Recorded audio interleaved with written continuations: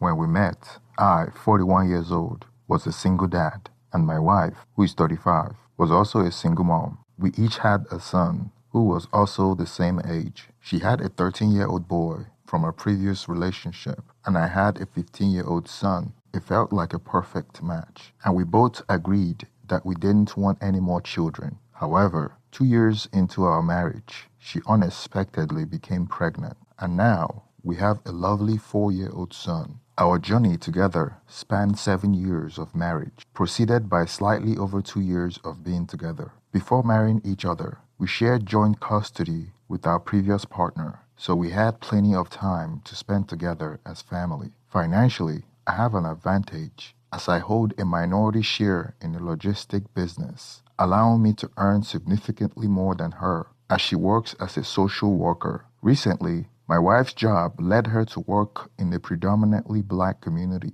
About 7 months ago, looking back, it was around this time that her libido significantly decreased, causing concern in our relationship. Before my wife started working in that community, I had always maintained a relatively high libido, which surpassed hers. However, things drastically changed after she began working there, and I didn't initially suspect anything. Despite this, we made efforts to keep our intimacy alive, aiming for at least once a week, usually on Saturdays. But in reality, it usually ended up being more like 2 or 3 times a month. Our excess life has always remained fairly vanilla in terms of kinks and sexual preferences, and I was content with that aspect of our relationship. While I was open to exploring new things, my wife has never expressed any desires when I asked about it. In an attempt to add some excitement to our intimacy, I introduced elements of lingeries and toys into our foreplay. However,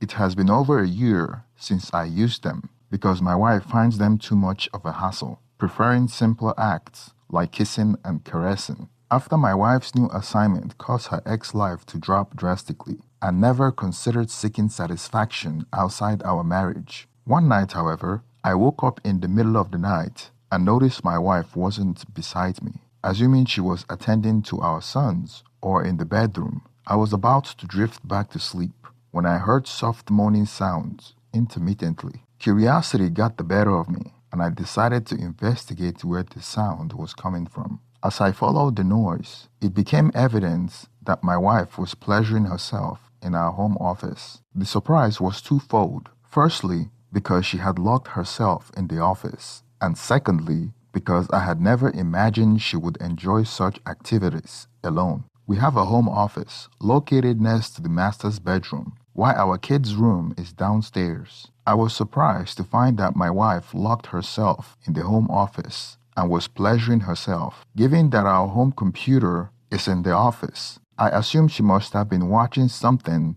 that aroused her. This revelation was unexpected because throughout the time I have known her, I never imagined she would enjoy adult content. Knowing how much I desire intimate affection from her, I found myself torn about how I felt. On one hand, there was part of me that felt excited by her naughtiness, but on the other hand, I felt a bit left out, thinking that she should be sharing such experiences with me instead of doing it alone. As I went back to bed, I couldn't help but hope that this might be a sign of positive things to come. Perhaps she was becoming more sexually open, and ultimately, this might benefit our intimacy. 3 days later, I found myself in the office, checking something on the computer while I was on the phone with a customer. To my surprise, I noticed some adult site suggestions in the address bar. Curiosity got the best of me, and I thought it might be an opportunity to spice up our ex-life by surprising my wife with some kinks she might be into.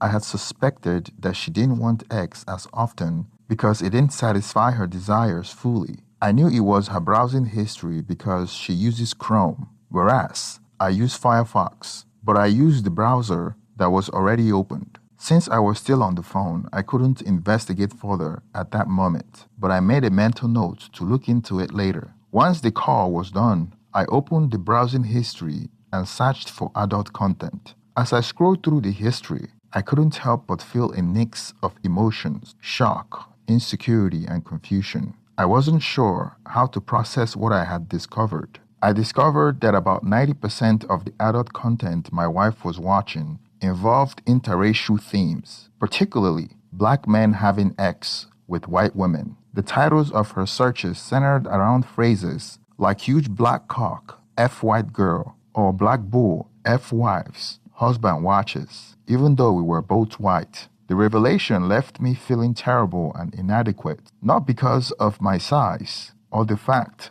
that the adult content involved infidelity, but because it seemed to be a significant fetish of hers that I could never fulfill. Why we could experiment with toys if she desired something larger. I couldn't change my race to satisfy her fantasy. I started feeling that she might only engage in sex with me out of obligation rather than mutual desire. As it appears, this fetish was the primary focus of her interest. It made me question if she truly desired me at all. Additionally, I couldn't help but wonder if her recent job as a part-time social worker in a predominantly black neighborhood had somehow influenced or played a role in the development of her fetish. These thoughts and emotions have been difficult to process, and it had left me with feelings of inadequate and concern for the intimacy of our relationship. One Saturday night, my wife noticed that I wasn't initiating intimacy, and she tried to make a move.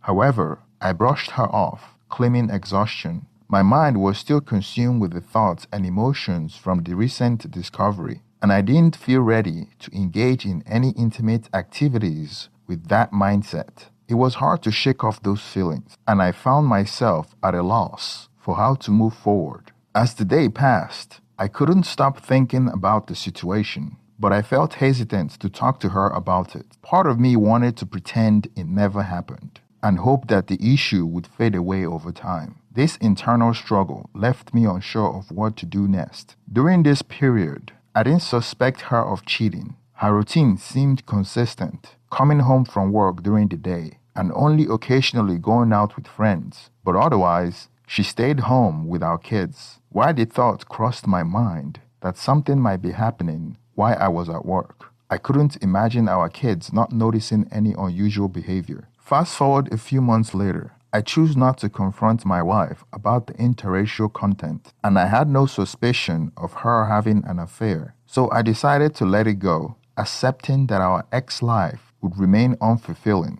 I started working a lot of overtime to tire myself out and keep the thoughts of intimacy at bay, knowing that she wasn't up for it very often. It was a coping mechanism that helped me deal with the situation to some extent. One day while at work, I was installing GPS tracker for the company's vehicle fleet to improve logistics and ensure timely deliveries. Curiosity struck me, and an idea formed to install the same GPS tracker model to my wife's car as well. The thoughts of monitoring her movement came to mind, although I wasn't sure if it was just a fleeting notion or something I seriously wanted to pursue. After installing the GPS in my wife's car, I discovered that she was frequently visiting a specific location for about 30 minutes to an hour before returning home. My working hours had prevented me from noticing this pattern earlier, but with the help of the GPS, I realized that she had been going to this place almost every day. The location was near her workplace, leading to me to consider that it might be related to her job. Uncertain and not wanting to make baseless accusation, I hesitated to confront her about it, fearing that she could easily explain it away as work-related. Driven by curiosity, I decided to check out the location myself before heading home from work. To my surprise, I arrived at an apartment complex with multiple units. Considering that she could be meeting anyone inside of the unit, I couldn't risk following her without her noticing. That's when I thought of hiring a private investigator to discreetly look into the matter. After deciding to get to the bottom of my wife's mysterious visits, I turned to Craigslist and hired a private investigator, keeping him on retainer. During this period of investigation, I couldn't resist my curiosity and ended up going through her text messages. To my dismay, I discovered conversation that indicated that she had enjoyed her last visit to the location and she expressed a desire to have sex with both individuals involved regularly. At first, some of the messages didn't make sense to me, but later, the pieces fell into place. Unfortunately, some of the text messages had already been deleted, but the timeline revealed that the affair had started after she began working in that specific part of town. I made sure to record her text conversation to have evidence of how the affair had quickly escalated from mere conversation to a physical involvement. The private investigator wasted no time in gathering evidence of my wife entering and leaving an apartment unit, spending hours inside. He managed to capture pictures of two black males, both in their early 20s, coming in and out of the apartment. Initially, we assumed she might be having an affair with one of the men, and the other one was simply his roommate. However, our assumption changed when we realized that both males live in a one-bedroom apartment, and they are always present whenever she visited.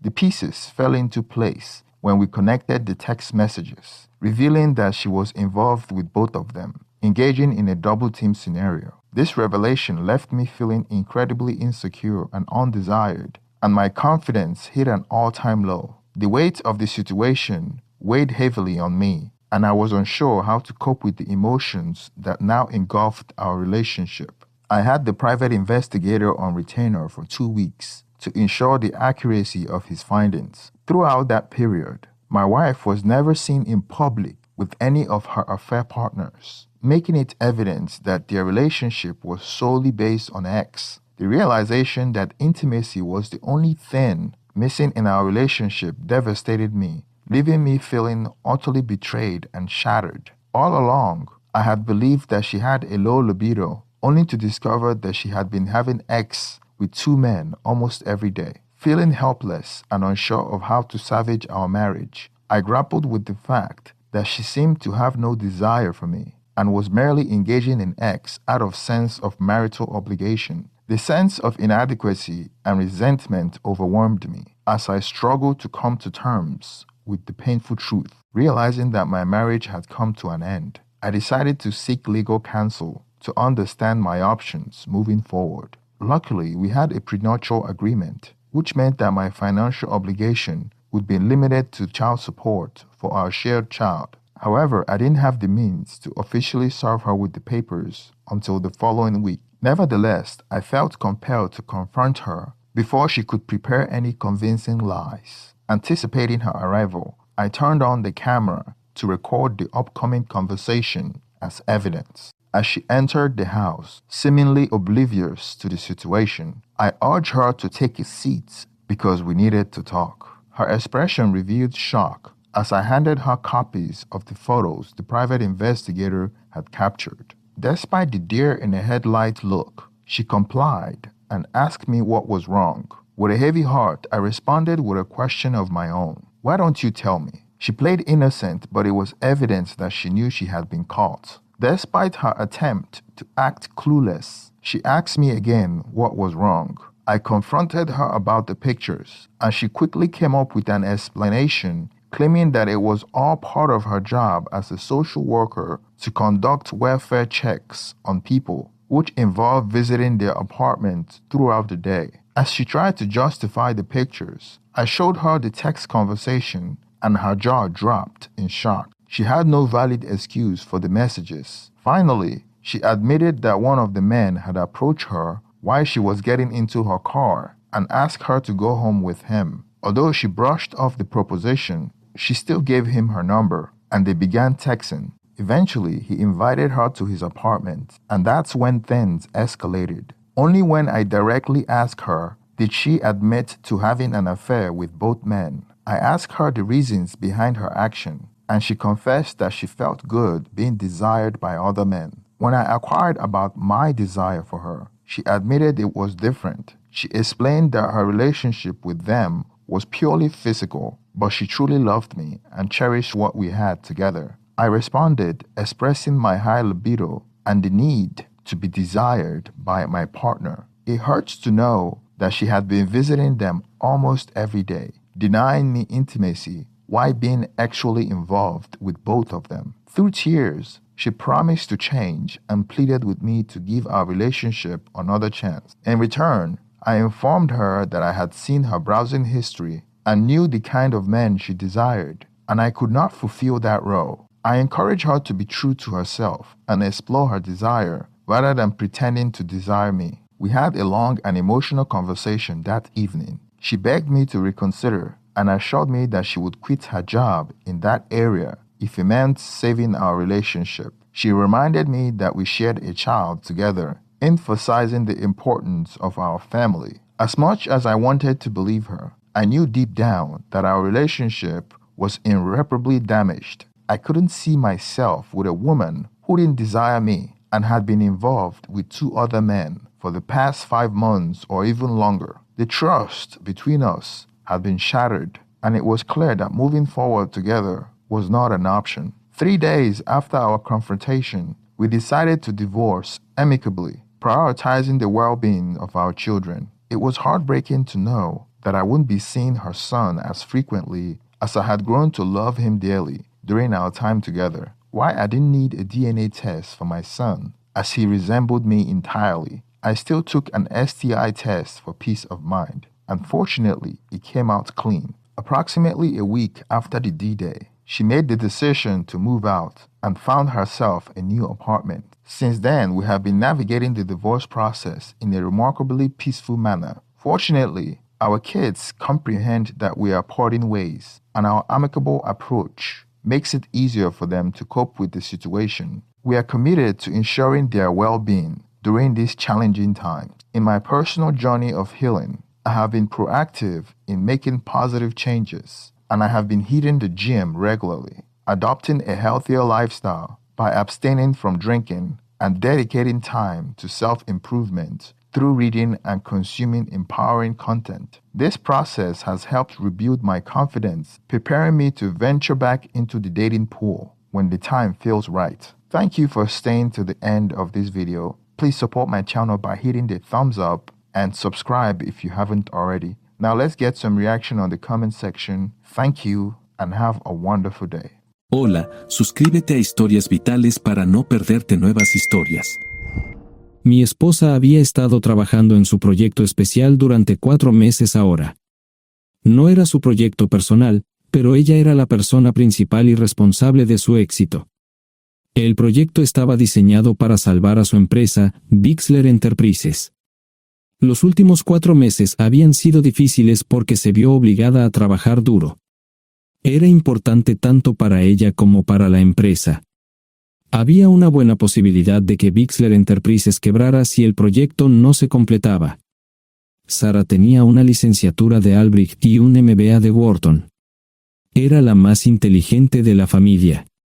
Yo empecé a trabajar como mecánico de autos justo después de la secundaria y después de 21 años seguía siendo mecánico de autos. No me importaba porque me gustaba el trabajo y pagaba bien. Era suficiente para pagar la universidad de Sara y criar a 2 hijos. No vivíamos lujosamente, pero estábamos bien. Los niños ya se habían mudado, y las cosas iban bastante bien con nuestros ingresos. Sara quedó embarazada 3 meses después de casarnos a la edad de 18 años. Durante los primeros años de nuestro matrimonio, vivimos con mis padres. Ellos tenían una gran casa vacía ya que 4 de mis hermanos se habían mudado. Eso significaba que teníamos una niñera mientras Sara completaba sus primeros años de universidad. Debido a 2 embarazos, la carrera de 4 años le llevó 6 años completarla.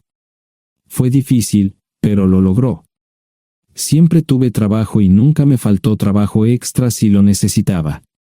Después de que Sara se graduó de Wharton, alquilamos nuestro propio lugar. Tuvo ofertas de trabajo de varias empresas grandes, pero todas requerían que nos mudáramos. A mí no me importaba, pero Sara quería quedarse cerca de casa. Por eso decidió trabajar en Bixler Enterprises.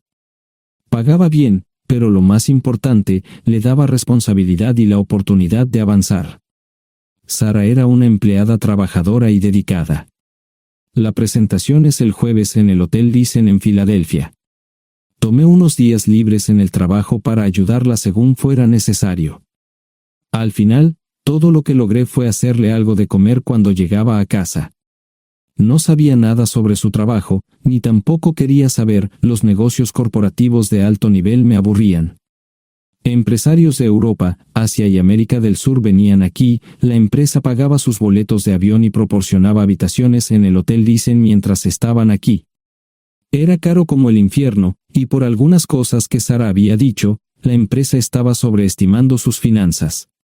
Su presentación era importante para ella, para la empresa y para más de 200 empleados. Hasta el martes por la noche, todo iba bien. Sara llegó a casa con un traje nuevo, un traje gris con una blusa blanca. Desplegó todo lo que necesitaba en la cama de la habitación de invitados. Cuando se trataba de la limpieza de la casa, ella era normal, pero cuando se trataba del trabajo, era meticulosa. No entendía por qué necesitaba sacar su ropa interior de lujo, pero no dije nada. Además de su traje para la presentación, tenía varios vestidos de cóctel lindos para eventos sociales antes y después del evento. Siempre había evitado tales eventos, pero me sentía obligado a ir con ella si ella quería que lo hiciera. Me agradeció la oferta, pero dijo que no era necesario. Todos los materiales y equipos que necesitaba estaban guardados ordenadamente en el maletero de su Volvo. Antes de salir del trabajo, ella misma conducía el coche para asegurarse de que todo estuviera en perfectas condiciones.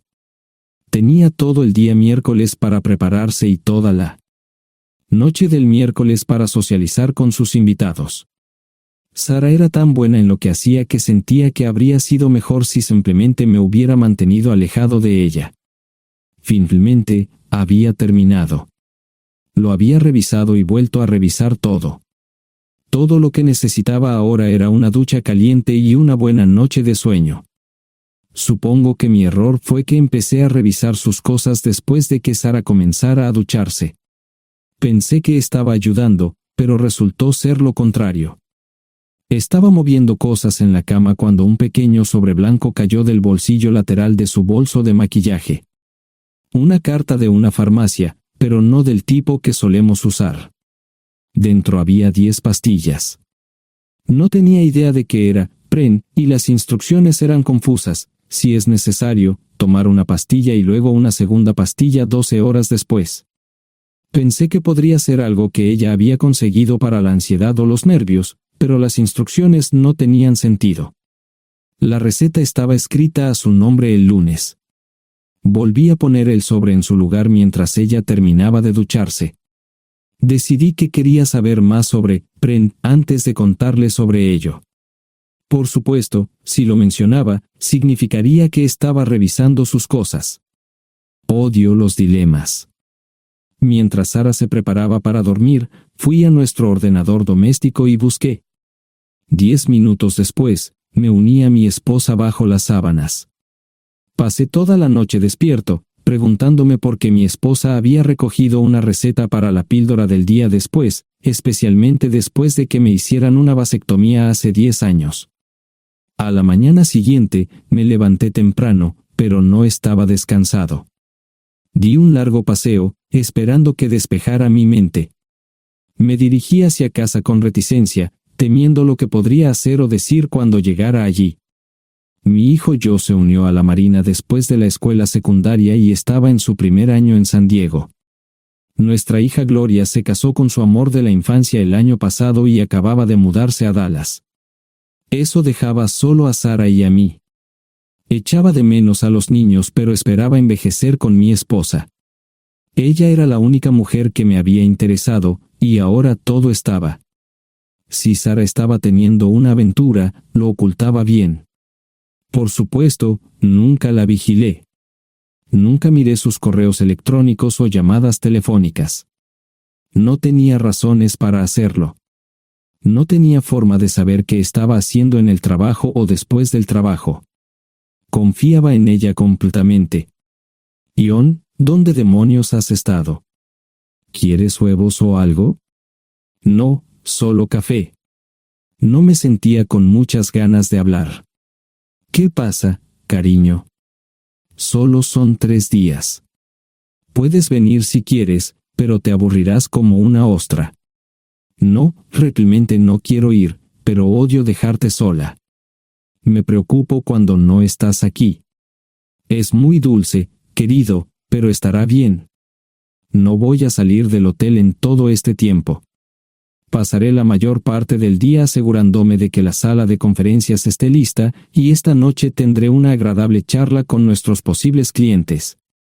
Mañana, probablemente ni siquiera tendré la oportunidad de ir al baño. Llegaré a casa lo más temprano posible el viernes. Te prometo un gran fin de semana si sabes a lo que me refiero. Todo eso suena bien, pero no puedes culparme por preocuparme. Soy un mecánico de autos, y tengo una esposa hermosa y exitosa.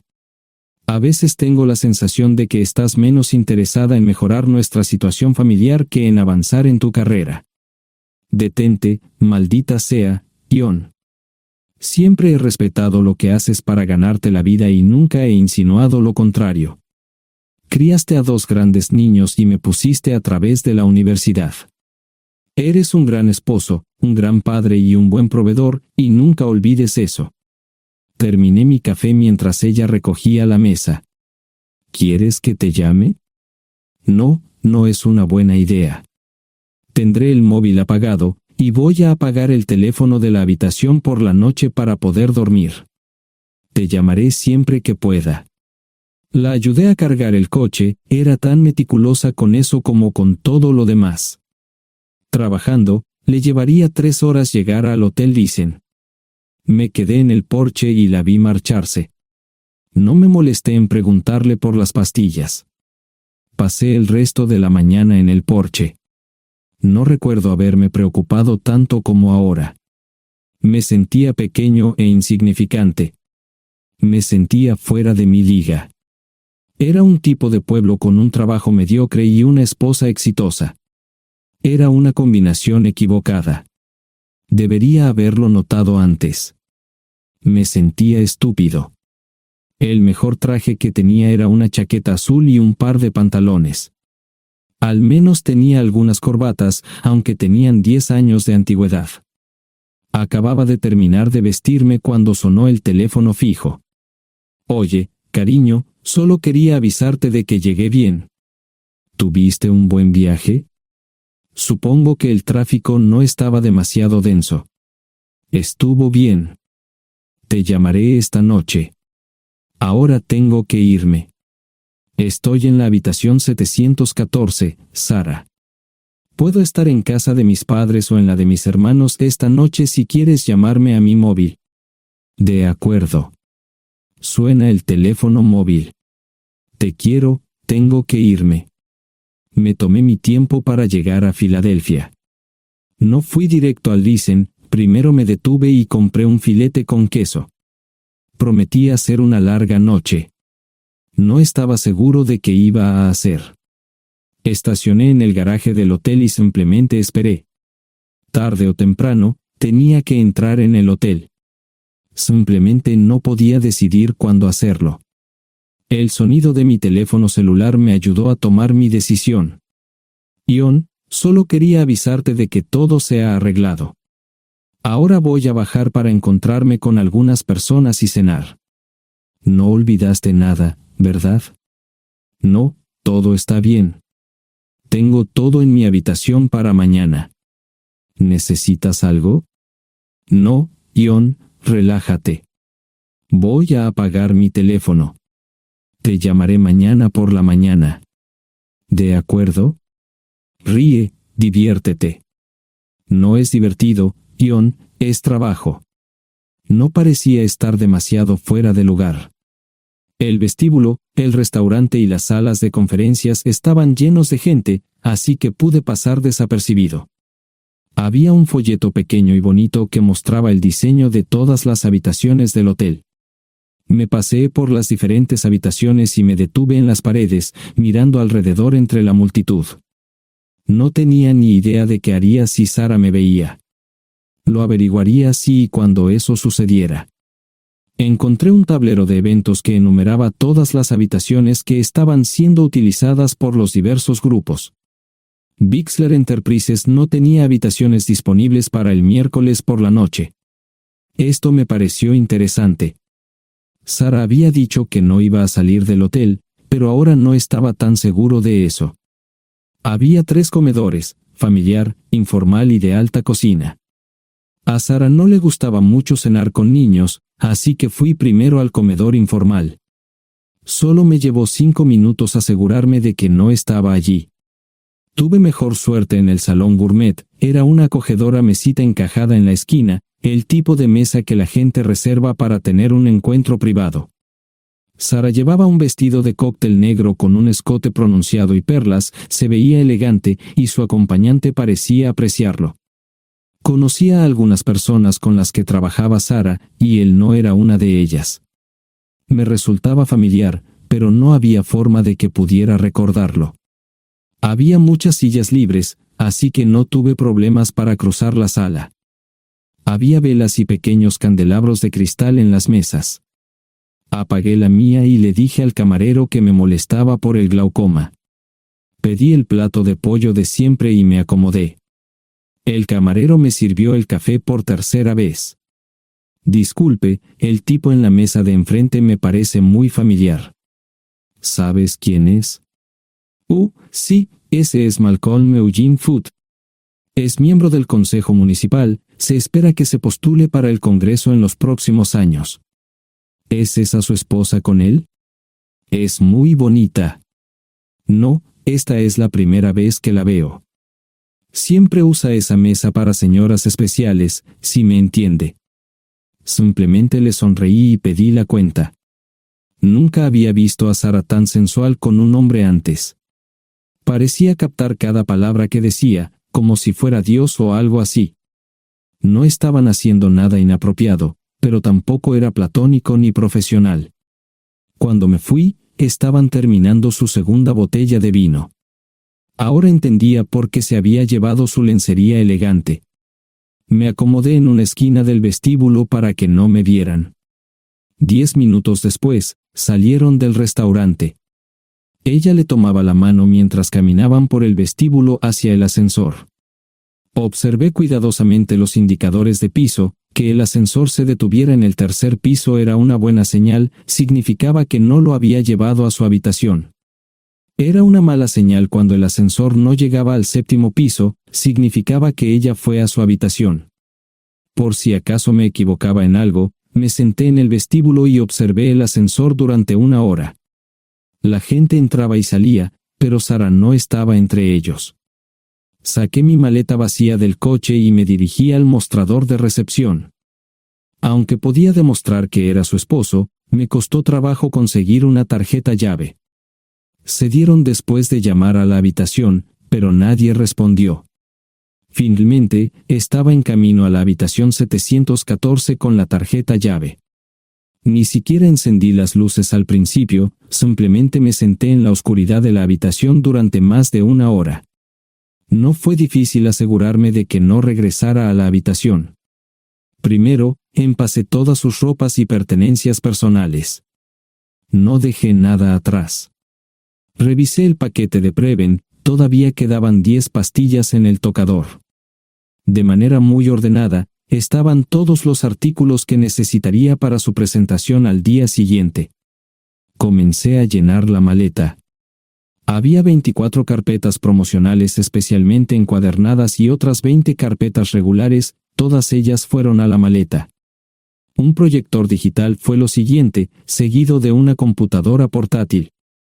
Tomé su bolso y su celular, que había dejado en la habitación, todo lo que tenía consigo era un bolso de mano y probablemente un tubo de lápiz labial. Di una vuelta por la habitación tan cuidadosamente como lo hizo ella para asegurarme de no perder nada.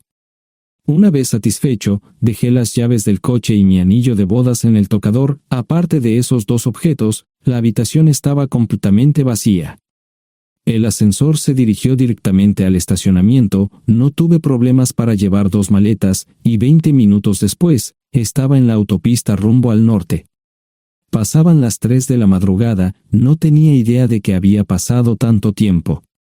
1 hora o 2 después, sonó mi teléfono celular, la identificación de llamadas mostraba el número del Listen.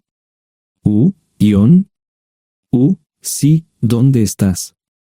Estaré en casa pronto. Eso fue todo lo que dije. Hubo silencio en el otro extremo de la línea.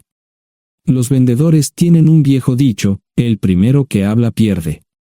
Pareció una eternidad antes de que ella hablara. Ion, lo siento. No preguntó nada y simplemente colgó. Apagué mi teléfono. Era obvio que había regresado a su habitación. Más tarde ese día, tenía que dar una presentación que salvaría a su empresa y le daría un ascenso. Metí las maletas en el desván del garaje. Sara nunca iba allí y nunca pensó en buscar algo allí. Por supuesto, en este punto, estoy bastante seguro de que no importaba. Primero, recogí todas mis ropas y pertenencias personales. La mayoría de los hombres tienen sus propias herramientas, generalmente es un requisito para el trabajo. Pasé por la tienda, cargué las mías en el Subaru y recogí mi último cheque de pago. Para entonces, los bancos ya estaban abiertos, no tuve que hacer ninguna manipulación financiera complicada. Simplemente retiré todo el dinero de mis cuentas. Almorcé en Hagerstown, Maryland. Tenía suficiente dinero para vivir durante unos años, pero sabía que estaría buscando trabajo muy pronto. Sara y yo éramos parecidos en eso de que a ambos nos encantaba trabajar. La voy a extrañar. Pasé un par de horas en las cuevas del Uray y alquilé una habitación cerca de Whitewell. No tenía idea de qué iba a hacer. Era sábado, y me encontré sentado en el acuario de Chattanooga, observando la naturaleza que nunca había visto antes. Pasé unas horas simplemente relajándome y decidí que era un buen lugar para estar. Compré un pase anual para el acuario y, para la hora de la cena, tenía un lugar donde quedarme. Era un remolque móvil en el parque, pero estaba amueblado y era económico. No necesitaba mucho. La primera cosa que haría el lunes por la mañana sería conseguir un trabajo. Un buen hombre de mantenimiento siempre puede conseguir un trabajo, especialmente si está dispuesto a trabajar duro. Podría permanecer discreto hasta que fuera el momento de renovar mi licencia de conducir o las etiquetas del coche. Me preocuparé por eso cuando llegue el momento. El domingo por la tarde, llamé a Gloria. Me sentí obligado a informarle sobre lo que estaba sucediendo, pero Sara ya se lo había contado. Fue bastante franca con Gloria sobre lo que había pasado. Dijo que había engañado, que la sorprendí, que me fui y que ella perdió su trabajo. Me sentí mal porque ella perdió su trabajo, pero ese era el precio que tenía que pagar. Le pedí a Gloria que le dijera a Josh lo que estaba sucediendo la próxima vez que hablara con él. También le dije que la llamaría aproximadamente una vez al mes para verificar cómo iban las cosas. No le dije dónde estaba. Para el mediodía del día siguiente, tenía un trabajo. En realidad, estaba a poca distancia del parque de remolques, con el Waffle House a mitad de camino. ¿Qué más podría querer un hombre? No sé cómo manejaron el papeleo, pero me estaban pagando $20 por hora sin hacer preguntas. Estaba feliz, y ellos también. Ni siquiera tendría que tocar el dinero que traje conmigo. Unos 2 meses después, Gloria me informó que Sara se había mudado de la casa y estaba viviendo con sus padres.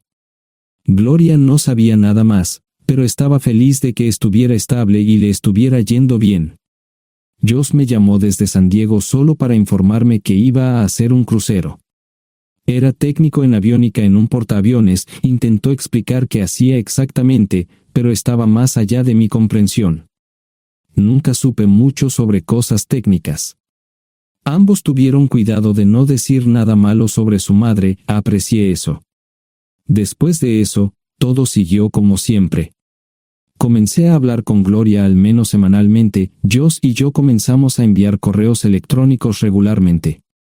Gloria hablaba regularmente con Sara, pero decía muy poco sobre lo que estaba haciendo o dónde estaba. Nunca presenté la solicitud de divorcio, y parece que Sara tampoco lo hizo. Tengo una licencia de conducir de Tennessee y las etiquetas en el Subaru. Comencé a frecuentar un bar local un par de veces al mes y tuve encuentros casuales. 2 mujeres se alternaban como mis compañeras nocturnas regulares. No buscaban compromisos, y yo tampoco. Parecía funcionar bien para todos nosotros. La vida era buena. Eso fue hace mucho tiempo, y gradualmente olvidé a Sara. Con el tiempo, el Subaru comenzó a darme problemas, había olvidado cuánto tiempo había pasado. Tenía más de 200.000 millas. Estaba reflexionando sobre esto con una jarra de cerveza un día cuando me di cuenta de que habían pasado casi 5 años desde que me fui de casa. Mantuve un contacto cercano con ambos hijos. Gloria ya tenía 2 hijos propios en este momento y quería que los visitara. Josh casi se casó con una mujer tailandesa, pero en el último momento, se negó. Por lo general, trabajaba 6 días a la semana y usaba el domingo para recuperarme del sábado por la noche. No había ninguna buena razón para que alguien llamara a la puerta de mi remolque a las 6 de la mañana de un viernes. Su grosería fue recompensada por un hombre medio desnudo abriendo la puerta. Los calzoncillos del día son repugnantes, y la dama en la puerta, juzgando por la expresión en su rostro, estuvo de acuerdo conmigo. Ella apartó la mirada, pero su compañero no parecía impresionado. Norm habría usado pantalones, pero en un momento como este, los invitados me molestaron. Estamos buscando a John Terrell. No los conozco. Me llamo David Simmons, y esta es mi esposa Mara. Tenemos un problema y esperamos que nos puedas ayudar. Lo siento mucho, no trabajo a altas horas de la noche. Si necesitan algo relacionado con su auto, tendrán que ir a la tienda. Esto provocó varias miradas en blanco y finalmente una respuesta. No tiene nada que ver con tu trabajo, es más un problema personal. ¿Podemos entrar? El interior del remolque lucía desordenado, rara vez tenía invitados, así que rara vez lo limpiaba. Incluso mis novias insistían en que fuéramos a su lugar. Hagan como en su casa, déjenme ponerme los pantalones enseguida.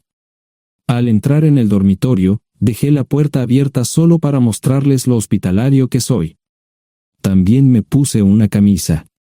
¿Les gustaría tomar café? Solo tomará unos 10 minutos. Aparté algunas cosas del sofá para que pudieran sentarse. No hubo respuesta a la pregunta del café. Tenemos una hija adoptiva de 4 años y otra de 2 que necesita un trasplante de médula ósea, y esperamos que nos puedas ayudar. Estamos dispuestos a pagarte si es necesario. ¿Con mi médula ósea? No, queremos usarla y estamos dispuestos a compensarte por cualquier inconveniente. Creo que quieren comprarla. Estaba actuando como un listillo, y de repente me di cuenta de ello. Estas personas eran serias, tenían un problema real y estaban buscando ayuda. Lo siento mucho, no quise interrumpir. Por favor, continúen. Nuestra mejor oportunidad de encontrar un donante es un familiar cercano. Eres nuestra mejor esperanza. Mira esto. No quiero ser un grosero, pero creo que se equivocaron de persona. ¿Cuándo nació su hija? Cumplirá 5 años en julio. Marche Simmons habló por primera vez, y sonó sincera. Odio ser el portador de malas noticias, pero me hice una vasectomía hace 15 años. No hay forma de que pueda ser su padre. ¿Por qué tu nombre estaba en el certificado de nacimiento? No puedo responder eso, tal vez deberían preguntarle a su madre. Esa afirmación fue recibida con silencio. Sentí pena por estas personas, pero no sabía cómo ayudarles. ¿Cuál es el nombre de la madre? Sarah Lise Terrell. No encontraba las palabras. Tal vez no debería haber tomado esas malditas pastillas de ella, por supuesto, entonces esas personas no tendrían una hija en absoluto. Todo lo que pensaba que había superado el dolor, y aquí está de nuevo, viejos recuerdos de mi esposa teniendo relaciones sexuales con ese maldito político de Filadelfia. Estaba empezando a olvidarlo todo, y ahora estaba de vuelta. Maldita sea. Ahora entiendo y pido disculpas por mi grosería e insensibilidad. Haré todo lo que esté en mi poder para ayudarles. En primer lugar, porque no puede Sara hacerse un trasplante de médula ósea. Médicamente, no puede. ¿Por qué no? Es madre, tiene que ser una donante adecuada. Ella es una donante adecuada, pero está demasiado enferma. Los médicos se negaron siquiera a considerar utilizarla. ¿Enferma de qué? Está muriendo de insuficiencia hepática. Le quedan menos de 6 meses de vida. Esto no tiene sentido. Siempre ha estado perfectamente sana. Además, no creo que un hígado enfermo le impida donar médula ósea. El hospital no aceptará su firma en el formulario de consentimiento. ¿Estás diciendo que hay algo mal en su cabeza? Ambos me miraron en silencio, sabían la respuesta, pero no querían decirlo. En ese momento, no quería que se sintieran aún más incómodos. Hace 10 minutos, no me importaban, pero ahora sentía que tenía que protegerlos y ayudarlos. ¿Cómo sucedió esto? ¿Podría alguno de mis hijos ayudar? Quizás, pero pensamos que eras nuestra mejor esperanza. ¿Por qué no van tras su padre, su verdadero padre? Pensamos que eras tú. No tenemos ni idea de quién más podría ser. Sara no nos dijo nada sobre otro posible padre. De hecho, ella no estaba en condiciones de explicar nada, agregó Mara. Obtuvimos la mayoría de nuestra información de la agencia de adopción. Tuve que preparar café y hacer pis, permítanme un momento. Dejé a mis invitados sentados mientras preparaba el café. Solo tomó unos minutos. Mientras se preparaba, fui al baño, algo que necesitaba hacer urgentemente. Traté de ser discreto, ya había avergonzado lo suficiente a Mara. ¿Dónde viven? En Westchester, Pensilvania. Les haré una oferta. Si les digo quién es el verdadero padre de su hija, deben prometerme que lo perseguirán sin descanso hasta obtener lo que desean. ¿De qué estás hablando? El padre de su hija es un político prominente en Pensilvania. Por supuesto, negará todo y probablemente les proporcionará documentos legales para detener sus esfuerzos. Si acuerdan presionar lo suficiente para que él admita que la niña es suya, podrán avergonzarlo y obligarlo a hacerse un trasplante de médula ósea. Eso es lo que quieren, ¿verdad? Sí, claro, pero ¿cómo hacemos eso? No lo sé. Soy mecánico. Trabajo con metal para ganarme la vida. Creo que la mejor manera sería utilizar la televisión, la radio y los periódicos. Los políticos harán cualquier cosa para evitar una mala publicidad. ¿Tienen amigos que puedan ayudar? Bueno, ahora ambos estaban sonriendo. Debo haber dicho algo que les dio esperanza. Creo que podemos hacer esto. ¿Quién demonios es él? Malcolm Eugene Foote. Se postula para el Senado de los Estados Unidos. Apuesto a que hará cualquier cosa para evitar una mala publicidad. El café estaba listo, pero David y Marshall no podían esperar para llegar a casa. Antes de irse, les dije cómo ponerse en contacto con Gloria y Josh en caso de que los necesitaran. Estaba seguro de que ayudarían. También les pedí que me dijeran dónde estaba Sara. Probablemente estaría en Pensacola antes de que ellos regresaran a Westchester. Me corté el pelo y compré una camisa nueva. Sara era una tramposa que arruinó mi vida, pero aún así quería lucir bien cuando la viera. Era otro remolque, pero esta vez era un bonito doble nuevo. Allí estaba su Volvo con una llanta desinflada y un parabrisas roto. La mujer que abrió la puerta no era Sara, parecía que la habían empapado fuerte y la habían dejado empapada. Tenía al menos 45, tal vez 50, y debió haber tenido una vida difícil. La falta de maquillaje no ayudaba y simplemente se veía horrible. No tuve la oportunidad de abrir la boca. Caray, si no es John Terrell. Nunca esperé verte aquí. Tuve que usar la vieja línea, me estás poniendo en desventaja. Sherry Hart. Pasa, entra. ¿Quieres una cerveza? No, pero gracias. Estoy aquí para ver a Sara. Sherry cruzó la habitación y se detuvo en el buffet del comedor. Aquí está, John. Mírala todo lo que quieras. Su mano señalaba una urna de latón que estaba en el centro del buffet vacío. Supongo que llegué demasiado tarde. No me moví, Solo me quedé mirando el contenedor frente a mí. ¿Puedo tomar una cerveza ahora? Sara se mudó a Pensacola después de dar a su bebé en adopción. Compró el remolque con el dinero que recibió de Bixler Enterprises después de que la despidieron. Tenía una participación en las ganancias, 401k, y vacaciones y días de enfermedad. Eventualmente, consiguió un trabajo en una fábrica local de prendas de vestir donde trabajaba en el departamento de envíos. Allí fue donde conoció a Serry. Serry alquilaba una habitación de Sara. Cada centavo que Sara ganaba iba para el alcohol. Empezó con vino y gradualmente pasó a bebidas más fuertes, las más baratas. Eventualmente, perdió su trabajo debido a su alcoholismo y se vio obligada a usar sus ahorros. Nunca salió con nadie ni salió a ningún lado.